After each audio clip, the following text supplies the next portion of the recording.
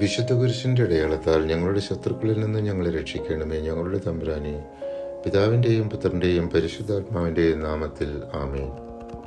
യേശയ്യായുടെ പുസ്തകത്തിൽ 53-ാം അധ്യായം 12-ാം തിരുവചനം. മഹാന്മാരോടൊപ്പം ഞാൻ അവൻ അവകാശം കൊടുക്കും, ശക്തരോടുകൂടെ അവൻ കൊള്ള മുതൽ പങ്കിടും. എന്തെന്നാൽ അവൻ തൻ്റെ ജീവനെ മരണത്തിന് ഏൽപ്പിച്ചു കൊടുക്കുകയും പാപികളോടുകൂടെ എണ്ണപ്പെടുകയും ചെയ്തു. എന്നിട്ടും അനേകരുടെ പാപഭാരം അവൻ പേറി അതിക്രമങ്ങൾക്കു വേണ്ടി മാധ്യസ്ഥം വഹിച്ചു.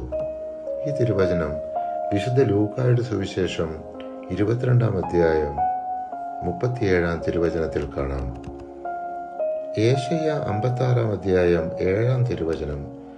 ഞാൻ എൻ്റെ വിശുദ്ധഗിരിയിലേക്ക് കൊണ്ടുപോകും, എൻ്റെ പ്രാർത്ഥനാലയത്തിൽ അവർക്ക് സന്തോഷം നൽകും. അവരുടെ ദഹനബലികളും മറ്റു ബലികളും എൻ്റെ ബലിപീഠത്തിൽ സ്വീകാര്യമായിരിക്കും. എൻ്റെ ആലയം എല്ലാ ജനതകൾക്കുമുള്ള പ്രാർത്ഥനാലയമെന്ന് അറിയപ്പെടും.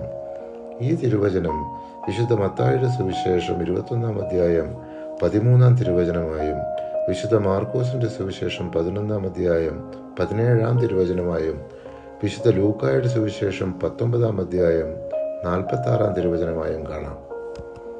യേശയ്യ 61-ാം അധ്യായം 1-ഉം 2-ഉം തിരുവചനങ്ങളാണ് നമ്മുടെ കർത്താവായ യേശുമിശിഹ തൻ്റെ ദൗത്യം ആരംഭിച്ച ശാബത്ത് ദിവസം സിനഗോഗിൽ എഴുന്നേറ്റ് നിന്ന് വിശുദ്ധ ഗ്രന്ഥം വായിച്ചത്. ദൈവമായ കർത്താവിൻ്റെ ആത്മാവ് എൻ്റെ മേലുണ്ട്, പീഡിതരെ സദ്വാർത്ത അറിയിക്കുന്നതിന് അവിടുന്ന് എന്നെ അഭിഷേകം ചെയ്തിരിക്കുന്നു.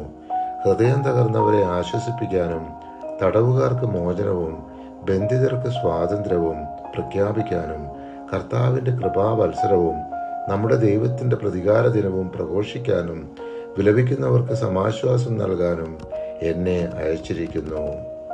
പരിശുദ്ധാത്മാവേ, തിരുവചനത്തിൻ്റെ അനന്തശക്തിയാൽ ആത്മാവിൻ്റെ ബലങ്ങളും ദാനങ്ങളും നൽകി തീക്ഷ്ണതയാൽ ഞങ്ങളെ ജ്വലിപ്പിക്കണമേ. ആമേൻ.